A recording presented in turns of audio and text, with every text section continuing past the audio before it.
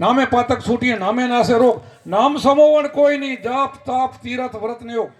આ નામથી મોટું જપે નહીં, તપે નહીં, તીરથે નહીં, વ્રતે નહીં, યોગે નહીં, તો કેવું આ નામ હશે? તો એ નામ તમને ગુરુજી સમજાવવા માંગે છે. કોટિક નામ આ સંસારમાં, તેથી મુક્તિ ન હોય. આદિ નામ ગુપ્ત હે જાણે વિરલા કોઈ. તો કબીર સાહેબે કીધું કે આ ગુપ્ત નામ છે, આને જાણો ને કે પીસાઈ જશો. આ નામની જરૂર છે અને આનું ભજન કરવાની જરૂર છે. એમ કરીને કામ કર્યું. તો સંતો આ બધા શું કરે છે? આખે કીધું આખા કર ઘેરે ખાતો કોઈકને લાગે.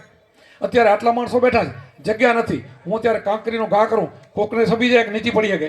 જગ્યા નથી તો ક્યાં નીચી પડે? એવી રીતે આની વાત કરે છે, આ ઘેરે ઘા કરવાને સંબંધની વાત કરે છે. હું કાંકરીને આખો વાત ના કરે કે આ ઘેરામાં છે ને કોઈકનો ને કોઈકનો ભાગ જાગે. કોઈક તો ભાગશાળી હોય ને, પૂર્વનો ભાગ તો કોકનો તો હોય ને, એ ભાગનો ઉદય થાય. સંતો શું કરે? ગામો ગામ ફરે ને, એ ભાગનો ઉદય કરે, એનો ભાગ જગાડે. આપણે નથી લાગતું કે વાલીએ ભીલે આ વાલિયા લૂંટારોનું નારદ મુનિએ ભાગ ન જગાડ્યું? આ તમને દેખાય છે કે નહીં? કેવો પાપી હતો! જેસલ જાડેજાનું તોરલે ભાગ જગાડ્યું ન જગાડ્યું? એવા માણસો કોઈનું માને? પણ તોય માન્યા તો ખરા ને.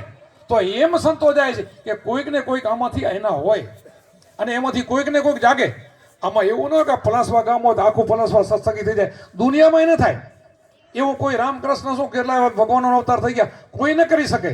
પણ જે ભૂમિકા જેને જે અવતારોને, જે ઋષિ મુનિઓને, જે સંતોને જે ભૂમિકા સોંપી છે ને, એટલામાં ફરે ને એના છે ને અનુભવ ને એ ગોતી લે અને મળી જાય, આવી જાય, એમાં ઓટોમેટિક આવી જાય, એનો ઉદય થઈ જાય. સામ સામા બેને લાગી જાય કે મારા ગુરુનો